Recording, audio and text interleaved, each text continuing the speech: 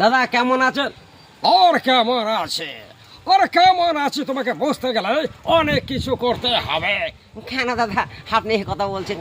আমি আর নাম তুমি নিশ্চয় জানো আমি কে। না দাদা, আমি কি করে জানবো? আমি ফুটপাতে থাকি। আর তুমি জানো না? আমাকে জানতে হলে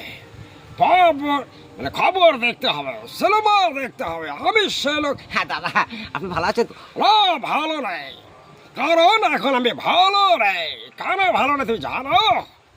এখন আমার বয়স হয়ে গেছে। দাদা ওটা বয়স হয়ে গেছে তা আপনি মানে মাঝে মাঝে একটু দেখা সাক্ষাৎ পাওয়া যাবে না?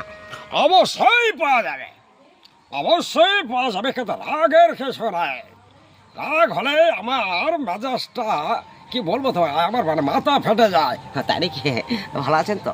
অবশ্যই ভালো আছে, তুমিও ভালো থাকবে। ঠিক আছে ঠিক আছে ঠিক আছে ঠিক আছে ঠিক আছে।